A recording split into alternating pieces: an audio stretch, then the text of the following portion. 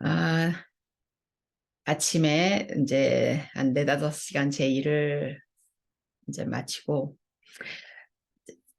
아직 계속 리파이닝을 하고 있는 이제 제 책인데, 오늘 그 부모 이제 언급어 지금 며칠째 가정 환경 부모에 대한 이야기들을 이제 하고 있어요. 선생님과 부모. 아이들에게 있어서 환경적 요인 그러면은 우리가 이제 아이들이 타고난 능력이 있죠. 타고난 능력. 뭐 굉장히 다양한 능력이 있잖아요. 그 능력에 저는 이제 disability, ability 이렇게 부르기보다는 우리가 disability를 potential intelligence나 아니면 cognitive potential, 그래서 아직 개발되지 않은 아이가 잠재적으로 가지고 있는 능력, 그렇지만 어른에 의해서, 그러니까 모든 아이들이 자연스럽게 자연의 조화대로, 자연이 프로그램 해놓은 대로, 신이만 프로그램 해놓은 대로, 인간의 유전 인자대로 아이들이 자연스럽게 이렇게 발달이 되어 가는 게 정상이지만, 보통 이제 우리가 그렇게 기대를 하죠. 그러지만은 아이가 이제 태어났을 때 상당한 아이들은 어떻게 보면 이제 환경적으로 부모님이나 선생님들이 이제 리드를 해줘야 되는 아이들이 있어요. 그러면은 뒤늦게 이제 그 자연스럽게 자기 스스로가 환경 안에서 이렇게 패시브하게 있는 환경 안에서 자기 스스로가 나타내지 못했던 것들을 이제 영어로 얘기하면 intentionally, 일부러 이제 교육적으로 우리가 만들어내는 거죠. 그래서 환경 그러면 굉장히 이렇게 우리가 이렇게 구조적인 물질적 환경만 생각을 하잖아요. 그 물질적 환경이 아니라 물리적 환경만 생각을 하는데, 아이들에게 환경은 어른들이죠. 그죠? 물리적 환경보다는 아이들에게 환경은 어른들이에요. 어른들인데 이제 두 어른들이죠. 집의 어른, 학교의 어른이죠. 그죠? 처음에 이제 집의 어른과 아이들이 5년에서 이제 7년을 살고, 또 일찍 학교에 뭐 프리스쿨이나 이런 데 가는 아이들은 일찍 내가 굉장히 친숙하고 익숙하고 나와 같이 유전인자를 어, 쉐어하고 있는 부모님이 아닌 다른 어른과의 만남을, 이제 그 어른과 많은 시간을 보내는 만남을 아이들이 하게 되잖아요. 그러니까 학교 환경, 프리스쿨도 학교라고 생각을 하면 유치원도 학교 환경과 이제 집의 환경, 이 두 환경에 의해서 아이들은 이제 잘 밸런스를 가지고 거기서 이제 아이들이 계속 자라죠. 아이들이 뭐 5살이 됐다 그래서, 만 3살이 됐다 그래서 학교에서 다른 어른을 만나는 학교 환경으로 옮긴다 그래서 아이들이 모든 이 발달이 다 끝난 게 아니잖아요. 아이들의 발달은 우리가 공식적으로 만 18세까지를 우리가 발달의 단계로 보기 때문에, 이 아이들이 이제 그 사춘기가 오고 피벌티죠. 그 사춘기가 오는 그 시간까지 다 지나가서 이제 어른으로서 머추어된 어른으로서 자기가 펑션을 하는 거를 우리가 이제 거의 20살이 다 돼서 이제 그렇다고 그래요. 근데 요즘은 이제 아이들의 그런 어떤 사회적인, 정신적인 그런 어떤 그 성숙도가 옛날에 비해서 많이 떨어진다 그러잖아요. 옛날 무슨 뭐 14살, 15살, 심지어는 12살 막 한 자리 나이에도 결혼하고 이랬던 시절하고는 이 어른이 되는 속도가 굉장히 많이 늦어졌죠. 근데 이제 부모님들이 학교에는 아이들이 가고, 또 학교 선생님들은 어때요? 어, 사범대나 교대에서 선생님이 되는 것을 훈련을 시키잖아요. 어, 가르치는 방법도 가르치고, 그 선생님들이 배우는 과목들을 보면은 정말 전지전능한 인간들을 만들어낼 수밖에 없을 정도로 엄청나게 자기 소양, 그 선생님 자질로서의 자기 소양뿐만이 아니라 아이들을 다루는 데 있어서 아이들을 어떻게 가르치고 하는 그런 방법론, 이런 것까지 이제 한국의 교사 양육과 미국의 교사 양육이라는 표현을 쓰면 안 되죠. 교사를 뭐라 그랬죠? 트레이닝하는 과정이 많이 다르기는 해요. 일단 기본적으로 교사들을 교육시키는 저 같은 티처 에듀케이터들의 백그라운드도 많이 다르고 그러기 때문에, 제가 그런 이야기들을 그전에도 조금 했었는데, 그러기는 하지만은 교사들은 중요한 건 뭐예요? 어느 나라고 교사들은 특별하게 트레이닝을 시켜요. 그 트레이닝을 시키고, 그 다음에 이렇게 교사로서의 모든 지식과 그 다음에 기술과 그죠? 지식과 기술과 그다음에 이제 도덕적인 면, 윤리적인 면, 이렇게 특히나 엘레멘트 초등교육 같은 경우는 이제 전인적 인간을 키우는 그 모든 것들을 해서 교사들을 훈련을 시키는데 우리가 부모들은 이런 과정이 없잖아요. 그죠? 부모님들은 아직 발달 단계가 다 끝나지 않은 15살, 16살, 17살, 18살 이런 친구들도 아이를 낳는단 말이에요. 이게 신체적으로 아이를 컨슘할 수 있는 베이비를 컨슘할 수 있는 그 나이가 되면 컨슘이라는 단어가 틀린 것 같은데 컨시브라 그러 할수 있는 나이가 되면은 임신을 한단 말이에요. 그러면 임신을 하면 낳으면은 뭐 이렇든 저렇든 이제 엄마가 되는 거잖아요. 그러니까 부모가 되는 거잖아요. 그러니까 이 부모들은 규정이 없어요. 누가 부모가 될 수 있는가, 그죠? 규정이 없고 이제 미국 같은 경우도 한국은 제가 이제 저 법을 잘 모르니까 그런데 미국 같은 경우도 아직도 많은 주들이 이 지체장애 아니 저기 뭐죠 지적장애, 그죠? 이 IQ가 낮은 지적장애들은 공식적으로 결혼을 못하게 이렇게 이제 법이 있는 주들이 아직도 있어요. 아직도 있는데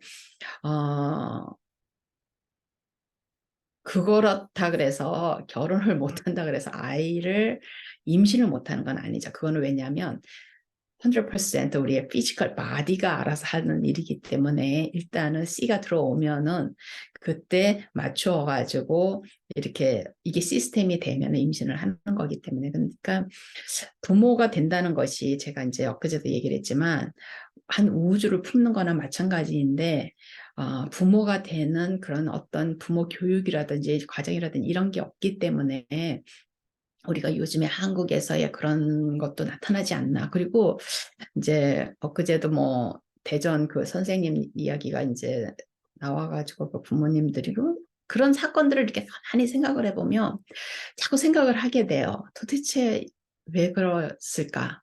왜 그랬을까? 근데 아무리 생각을 해도 이게 꼭 선생님의 타깃이 아니라 어떻게 보면 한 인간의 그런 잔인성 같은 것 같아요. 우리 인간 안에는 어, 우리가 ability와 disability가 있듯이 선과 악이 공존하잖아요. 저는 모든 인간에게 있어서는 선과 악이 공존한다고 생각을 하거든요.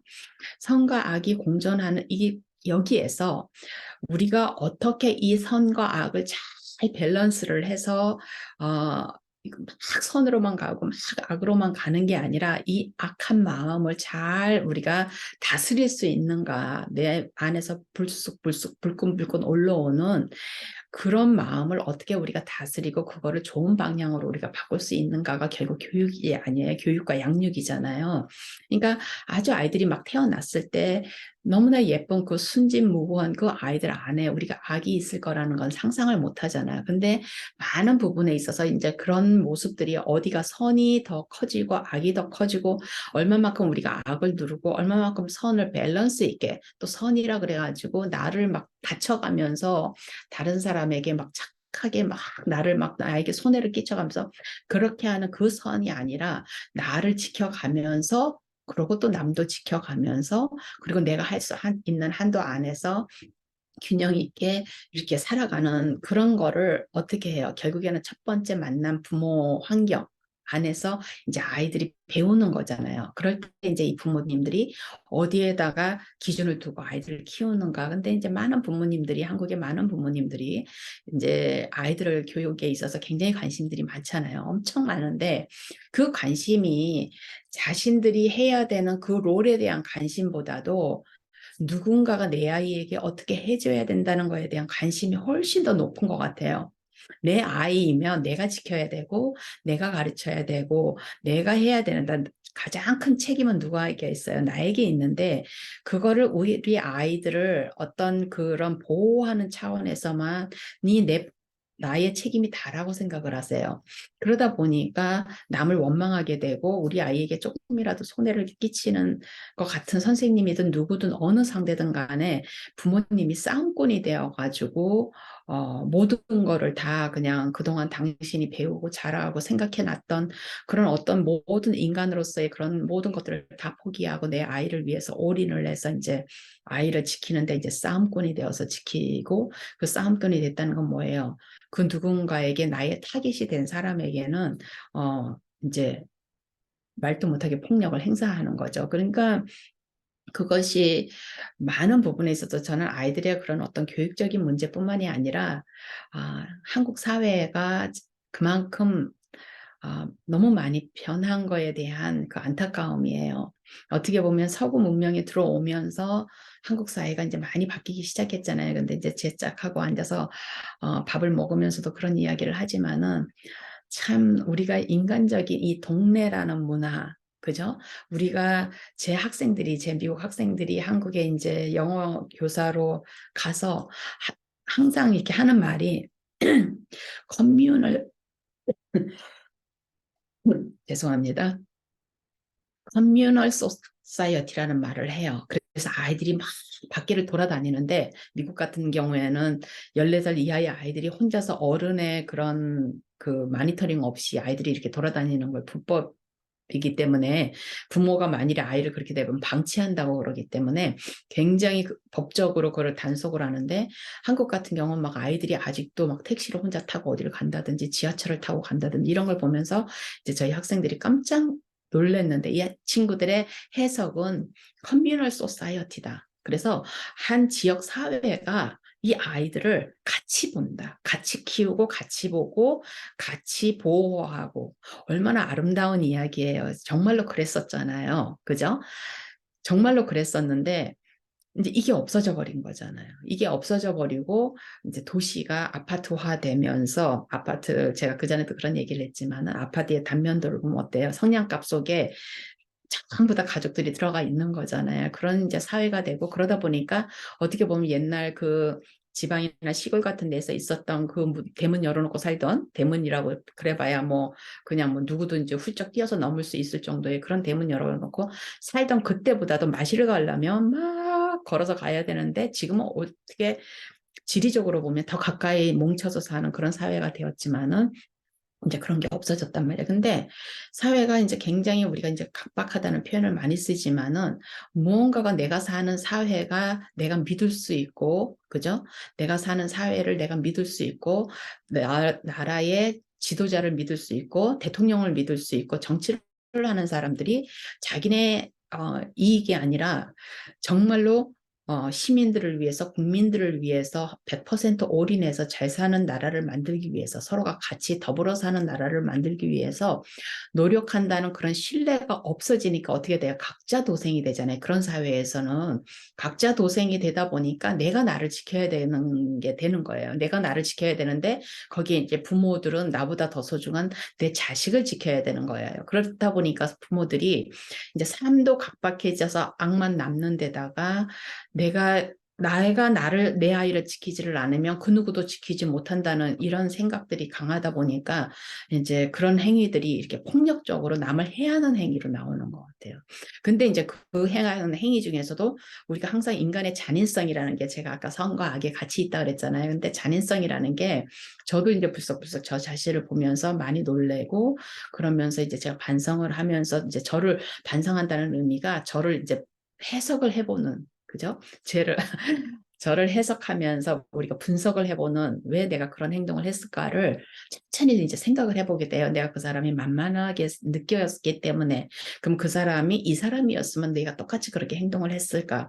그러면 저도 불쑥불쑥 원하지 않고 뜻하지 않았지만 조금 나보다 강한 사람한테는 조금 더 이성적으로 대하고 좀 더 매너를 지켜서 대하고 나보다 조금 약하거나 아니면은 제가 함부로 해도 된다는 사람에게는 저도 모르는 사이에 제 마음이 좀 더 솔직하게 드러나는 거를 본단 말이에요. 그러니까 결국에는 우리 부모들이 학교 선생님이라는 대상이 그 선생님들 중에서도 만만하게 보였던 선생님들, 뭔가 선생님들이 굉장히 소프트한 선생님들, 제가 이제 사실 미국 교사들을 놓고도 굉장히 그쪽으로 연구를 많이 하거든요. 왜냐하면 선생님이라는 직업은 굉장히 터프한 직업이에요. 굉장히 터프한 직업이에요. 제가 항상 얘기를 하지만 2, 30명의 남의 집 자식들을, 그것도 요즘같이 귀한 자식들을 2, 30명을 공주와 왕자들을 내 교실 안에다 모아놓고 그 다음에 이 아이들이 어때요?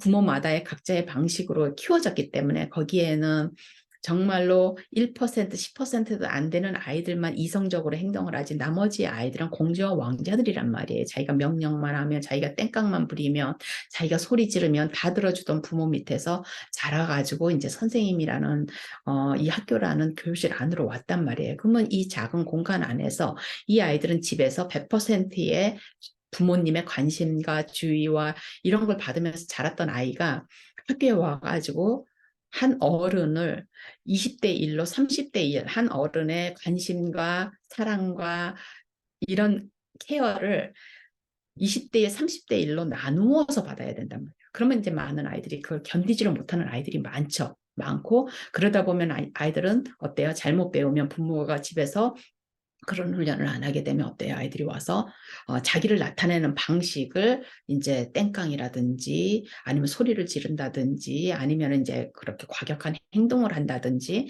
아니면 집에서 하는 대로 그냥 누워서 그냥 뭐 있어버린다든지 자기가 하고 싶은 대로 하는데 그거를 이제 집에서 부모가 못 이기는 아이들 많은 부모님들이 아이를 못 이겨요. 아이들에 대한 사랑이 너무 지나치다 보니까 이 양육과 훈육과 이런 거에 대한 그 어떤 바운더리를 제가 아까 처음에 말씀드린 것처럼 부모가 되는데 교육을 받고 그다음에 자격증을 받고 부모가 된 게 아니잖아요. 그런 교육을 받지 않고 그냥 부모가 되었기 때문에 사실상 많은 부모님들은 자기가 아이로서 어떻게 키워졌는가 하는 기억만 있지 내 부모가 나를 어떻게 키웠는가 하는 기억만 있단 말이에요. 그러면 거기에서 부모가 자기를 어떻게 키운 거에 만족하는 친구들은 그대로 자기가 실행을 할 것이고 부모가 나를 키우는 방식, 부모가 나를 차별했고 부모가 나를 어떻게 했고 부모에 대한 원망이 많으면 많은 사람일수록 나는 안 그러겠다는 마음 하에서 아이를 이제 영어로 얘기하면 스포일이죠. 스포일. 그죠? 아이를 그렇게 아이가 밖에 나가서 사랑받는 아이가 되도록 키우는 게 아니라 아이가 내 아이가 밖에 나가서 모든 사람들이 인상을 찌푸리게 만드는 아이로 키울 가능성이 많아요. 내 자식이니까 나도 버거워. 내가 키워놓고 나면 내가 그렇게 키우고 나면 어때요? 내 자식이지만 내가 버거워요. 그 아이를 대하는 게. 왜냐하면 한마디 말 한마디 해도 애가 듣지를 않고 두 마디 하면 소리 지르고 세 마디 하면 울고 난리치고 이러는 아이를 나도 어떻게 할 수가 없단 말이에요. 근데 그 아이를 학교에 보내놓고 남의 집 자식에 2, 30명이 모아놓은 선생님들한테 그렇게 하라 그러기에는 너무나 큰일이죠. 그죠? 그러니까 옛날에 몽둥이 하나 가지고 모든 교실을 평정하던 그 선생님의 파워는 갔어요. 그래서 제가 선생님들을 미국 선생님들도 그렇고 한국 선생님들도 그렇고 이제는 선생님이 되겠다고 교직을 대학을 사범대나 교대를 가는 분들은 이 어린 친구들은 특히나 이제 부모님들하고 상의를 많이 하잖아요. 심각하게 고민을 하고 부모님들이 함께 이야기를 해야 될 거예요. 내가 내 아이가 선생님이 되겠다 그러면. 왜냐하면 그 어느 때보다도 선생님들의 카리스마가 필요한 시간이에요. 이제는 여리여리 야리야리 해서 그런 사람들이 선생님을 할 수 있는 시대가 지났어요. 왜냐하면 몽둥이 하나로 모든 걸 컨트롤하던 그 시절이 아니에요. 그리고 아이들에게도 소리를 지르고 아이들을 혼내고 아이들을 뭐 이렇게 이런 방식이 통하지 않는 그렇게 자란 아이들 2, 30명을 내 교실 안에서 선생님이 하려면 뭐 해야 돼요? 카리스마가 있어야 돼요. 그 카리스마는 이제 리더십이잖아요. 우리가 보통 얘기하는 리더십인데 그 카리스마는 뭐 선생님이 그냥 막 무서워가지고 막 그냥 뭐 장군 같은 선생님을 이야기하는 게 아니에요. 리더라 그래서 모든 사람들이 다 따라오질 않잖아요. 그죠? 리더가 어떤 리더를 사람들이 좋아하고 따라요. 그 리더는 카리스마가 있으면서 무대 위에서는 카리스마가 있어요. 근데 개인적으로 나와 단둘이 앉아 있을 때는 너무나 따뜻한 사람인 거예요. 나의 마음속 깊이 내가 보지 못하는 면까지 끌어내서 나를 봐주는 사람인 거예요. 그런 사람에게 우리가 의지하고 그런 사람을 좋아하고 그런 사람을 존경하잖아요. 그래서 그런 선생님이어야 되는 거예요. 그러니까 굉장히 힘들죠. 왜? 그런 선생님이 되려면 어떻게 해야 돼요? 자기가 타고난 그런 어떤 카리스마적인 그런 어떤 볼드한 그런 성격도 있어야 되지만 또 부모님이 그런 아이를 키워야 되는 거예요. 어릴 때부터 부모님이 아이를 키우는 데 있어서 그런 어떤 리더가 될 수 있는 카리스마가 될 수 있는 그런 아이로 키워줘야지만 이런 사람들이 자라서 이제 선생님이 될 수가 있는 거고 그런 선생님들이 어때요? 무대 위에서는 카리스마를 가지고 수업을 하고 개인적으로 아이 하나하나와 앉아서는 그 아이가 보지 못하는 면까지 밑바닥까지 많은 부분에 있어서 부모님은 어때요? 우리가 이게 블라인드 폴드라 그러죠. 이 눈을 가리고 아이들을 보게 돼요. 아이들의 어쩌면 부모님이 아이 깊숙이 있는 아이의 그 마음, 아이 스스로도 뱉지 말로 만들어내지 못하는 그 마음까지도 부모님이 볼 수 있어야지 이제 그게 참 부모인데 근데 그거를 부모님이 못 본 아이들까지도 선생님들이 그걸 봐줄 수 있어야 되는 거예요. 그래야지 제일 중요한 게 뭐예요? 우리가 이제 영어로 얘기를 하면 소셜 이모셔널 반드예요. 아이와 내가 정서적으로 반드가 있어야 돼요. 반드가 있고 그러면서 어때요? 아이가 선생님을 트러스트, 믿을 수 있어야 되는 거예요. 이렇게 돼야지만 이런 선생님들이 되는데 그것이 과연 그것이 결국에는 어때요? 부모와 자식 간에도 그래야 되는 거예요. 부모와 자식 간에도 그런 어떤 정서적인 이 반드 왜냐하면 특히나 엄마하고 자식은 한 몸이었잖아요. 한 몸이었는데 이제 나의 이제 내 몸에서 나간 나의 분신인 거잖아요. 그러니까 그 누구보다도 아이의 마음 읽기가 잘 돼야 돼. 그게 우리가 이제 마음 읽기라 그러거든요. 마음 읽기가 잘 돼야 되는 거예요.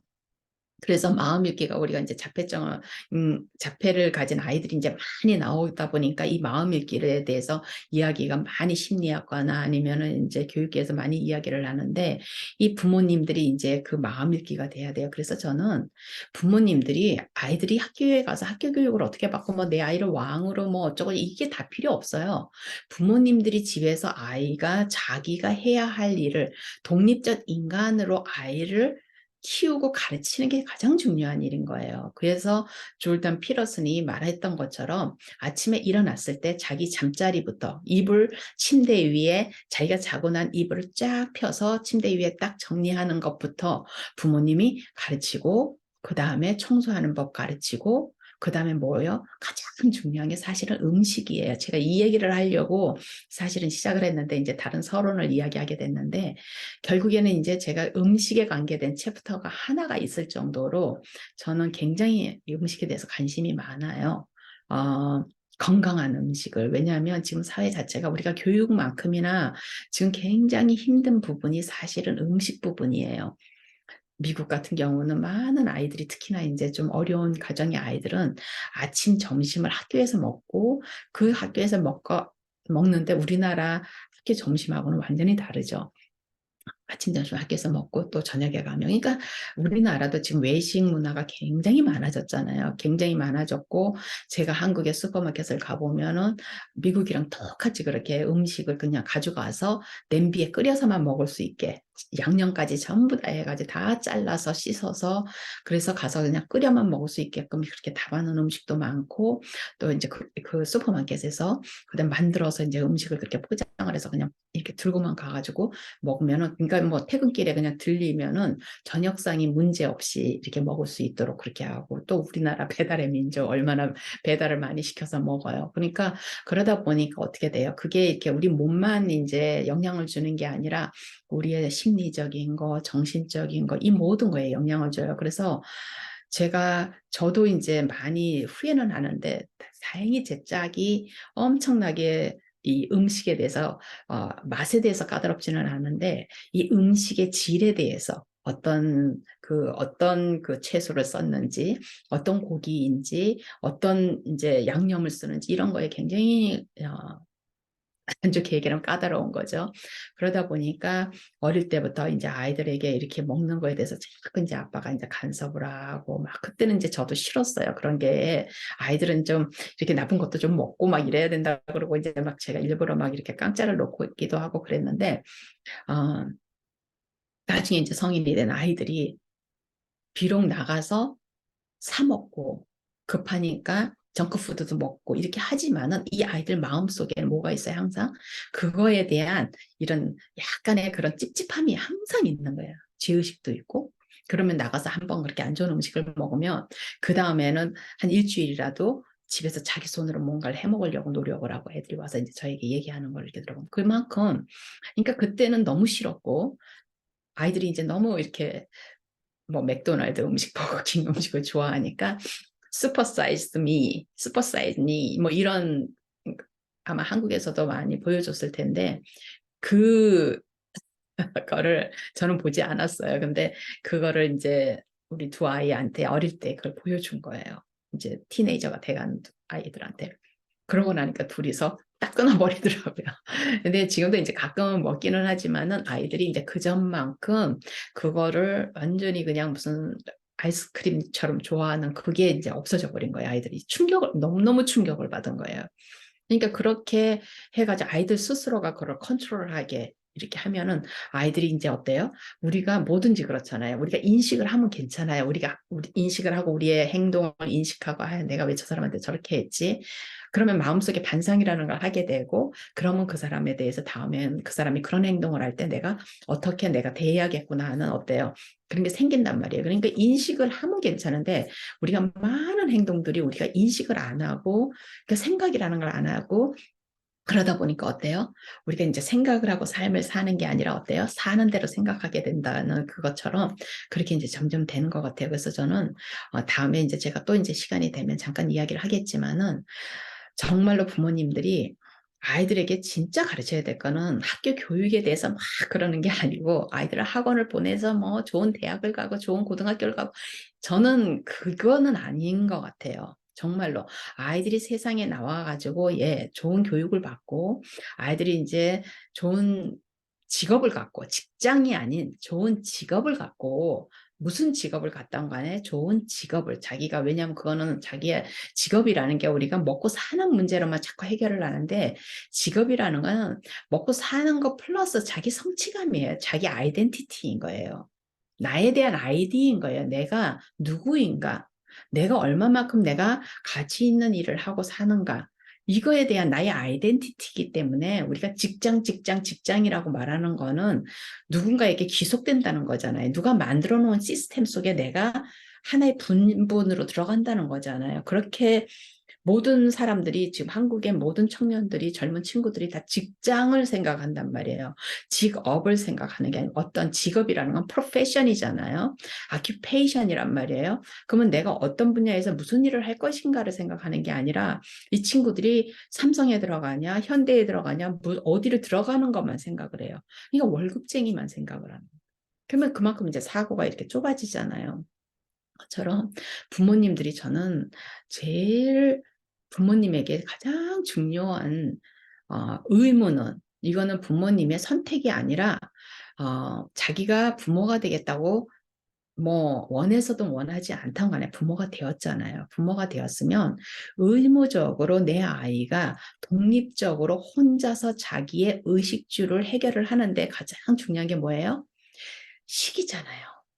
식. 그죠? 그리고 주는 집의 공간이지만, 집이지만은 중요한 건 어때요? 내가 사는 공간 안을 얼마만큼 잘 정리해서, 그건 뭐예요? 나의 행복이란 말이에요. 나의 이 세상에서 내가 살아가는 나를 사랑할 수 있는 하나의 부분이라고요. 이 세상에서 살아가면서 내가 나를 좋아하고, 나라는 인간을 인정하고, 좋아해야 돼요. 그러니까 부모님 각자가 자기가 자기를 좋아해야지만 아이들을 어때요? 그런 독립적인 객체로서 우리가 아이를 키워서 아이가 18살, 20살이 되면 아이가 자기가 자기를 잘 케어할 수 있는 아이로 만들어 놔야 되는 거예요. 부모님이 케어하지 않아도. 그죠? 근데 이 케어는 어때요? 몸에 대한 케어 플러스 어때요? 정신적인 케어인데 무엇을 먹고 어디에서 자고 어떤 환경에서 사는가는 옷도 마찬가지고요. 뭐예요? 정신적인 거예요. 그리고 육체적인 거고. 그죠? 내가 거울을 보고 내 모습을 봤을 때 내가 마음에 들어야 되고, 내가 사는 공간, 일이 끝나고 왔을 때, 내가 밖에서의 나의 활동을 끝내고 내가 집에 돌아왔을 때, 내 아이의 거주 공간에 들어왔을 때, 쉴 수 있고 마음에 들어야 되는 거예요. 그러다 보면 어떻게 해야 돼요? 잘 가꿔야 되겠죠. 자기가 사는 공간을 잘 가꾸려면 어때요? 어릴 때부터 자기 방을 잘 가꾸는 것부터 시작을 해야 되잖아요. 책을 정돈하고 우리가 엉망으로 살죠. 살지만은 그래도 일주일에 한 번, 그죠? 며칠에 한 번, 일주일에 한 번, 한 달에 한 번이라도, 최소한 1년에 한 번이라도 자기가 사는 공간을 깨끗하게 정리하고 또 뭐 가구도 한번 재배치해봐서 새로운 기분을 좀 느끼기도 하고 이사 가기가 힘들 때는 가구를 바꿔놓는 게 제일 좋거든요. 그러면 새로 이사 간 기분이 들어요. 그럼 한동안 또 재밌게 또 좋아하게 돼요. 자기 공간을 그렇게 하고 무엇보다도 가장 중요한 건 내 입속에 내가 무엇을 집어넣느냐는 거죠. 먹는 거잖아요. 그런 거를 내가 만든 음식을 내가 의식하면서 내가 만든 음식을 가지고 내가 내 몸을 잘 케어를 하는 거예요. 내 몸속에 좋은 음식을 넣어주는 거예요. 그 좋은 음식이라는 게 꼭 무슨 뭐 진미 뭐라 그래죠? 그런 수라상 같은 음식을 말하는 게 아니잖아요. 우리가 야채 하나를 먹어도 김치 하나를 먹어도 그죠? 비빔국수 하나를 먹어도 우리가 생각하면서 그러면 생각보다도 음식 만드는 게 그렇게 복잡하지 않아요.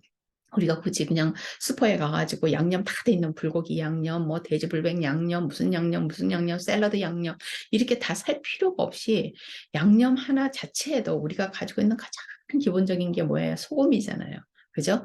소금, 식초, 기름, 그죠? 이런 간단한 정말로 간단한 이런 것들만 가지고도 사실 소금만 가지고도 우리가 음식 먹을 수 있잖아요. 고기 같은 거, 뭐 생선 같은 거 우리가 소금 굳이 안 뿌려도 기본적으로 어느 정도 소금 간이 되어서 이 고기 종류들은 생선을 포함해서 기본적으로 살짝 간이 되어 있기 때문에 사실 그냥 먹어도 괜찮아요. 거기에 뭐 발사믹 소스라든지 뭐 하나만 이렇게 살짝만 찍어도 금방 맛이 괜찮거든요. 그런 식으로 해서 가장 간단한 그렇게 골치 아프게 생각할 필요가 없어요. 너무 많은 건 맛보다는 뭐를 생각해야 돼요? 맛보다는 그 음식 자체에 그 자료 자체에 그래서 제가 요즘 이제 나이가 들수록 느끼는 거는 아 음식도 사랑 같구나 모든 이 재료들이 음식을 만드는 모든 재료 뭐 상추든 대추든 무든 양파든 전부 다 사랑 같은 거예요. 자기 본연의 그 성깔이 있고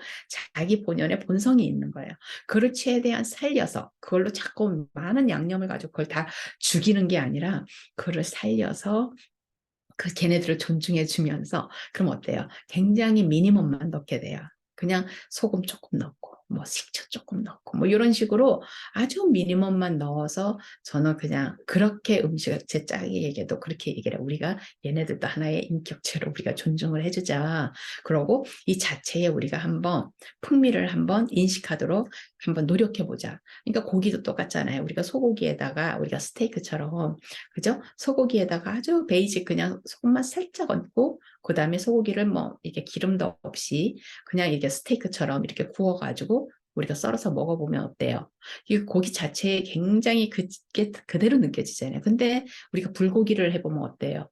불고기는 고기라는 색깔을 다 죽여버리고 불고기 양념이 이게 주인공이 돼버린 거잖아요. 고기가 주인공이 아니라 양념이 불고기 양념이 주인공이 돼. 돼지불백도 마찬가지잖아요. 그죠?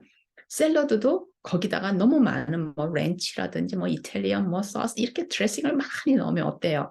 그 채소가 가지고 있는 그 본연의 그런 거는 잘 느껴지질 않잖아요. 씹는 맛밖에 없지. 그죠? 근데 거기다가 우리가 채소 그 자체에다가 우리가 그냥 올리브 오일 조금 넣고 예를 들어서 뭐 발사믹 오일 식초는 좀 강하잖아요. 그러다 보니까 조금 덜 하지만은 근데 올리브 오일 좀 넣고 그다음 레몬 주스 즙 짜가지고 조금 뿌리고 사실은 그렇게 하고 뭐 깨소금이라든지 이런 거 조금 넣어서 아니면 저 같은 경우는 이제 넛을 많이 갈아가지고 쓰는데 종합 넛을 그렇게 깨소금처럼 여기서 이제 깨를 구하기가 쉽지 않으니까 그렇게 해서 저는 쓰는데 그렇게만 해서 먹으면 야채 하나하나의 그 성깔들이 다 드러나고 이렇게 해서 먹게 돼요. 그러니까 그런 것들을 이제 여유가 없어도 우리가 맨날 시간이 없다, 직장 다니라 바쁘다 막 이러지만은 사실은 어때요?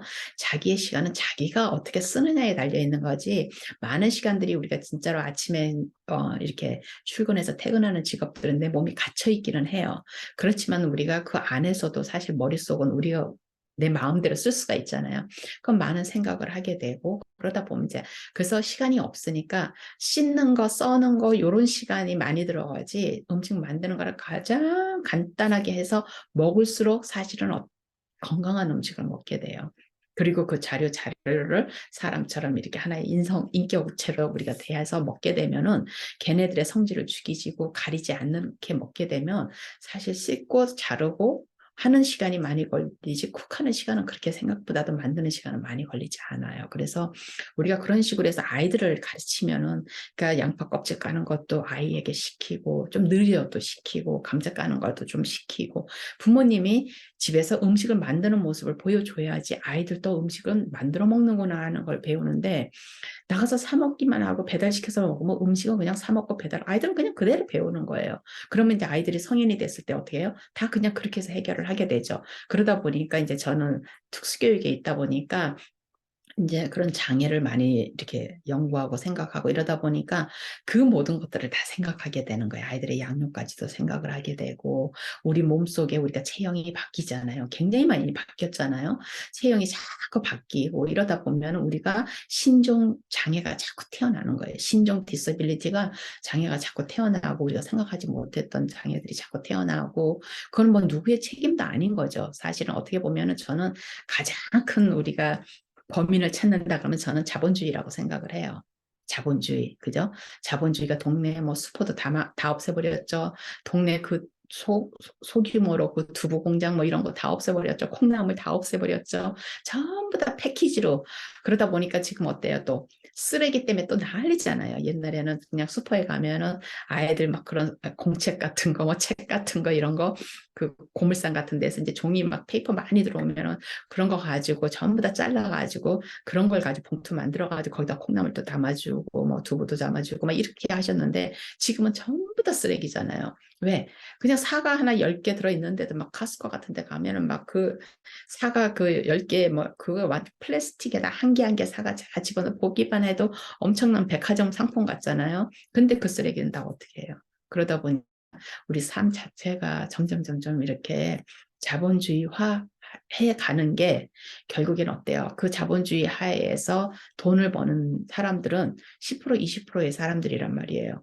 그 나머지는 어때요? 우리는 그 사람들의 돈을 버는 데 있어서 전부 다 가서 이제 우리가 기여를 하고 그 사람들이 돈을 벌 수 있도록 내 자식들이 가서 다 기여를 하는 거예요. 그러면서 어떻게 해요? 그 하에서 또 우리의 몸을 다 망가뜨리고 정신적, 육체적으로 먹는 거라는 거는 우리가 정신뿐만이 아니라 육체뿐만 아니라 우리가 정신, 마음 모든 것들이 연결돼 있단 말이에요. 그러다 보니까 삶의 질이 완전히 깨지게 되는 거잖아요. 끝도 한도 없이 이야기를 할 수 있을 것 같아요. 그래서 이제 오늘은 여기서 마치고 제가 또 다음에 시간이 되면 또 이야기를 해보겠습니다. 제가 이거를 가지고 뭐라고 제목을 달아야 할지 또 이런저런 많은 이야기들을 했기 때문에 순서 없이 그러기는 하는데 아무튼 고맙습니다. 다음에 또 한번 이야기할 때 또 만나요.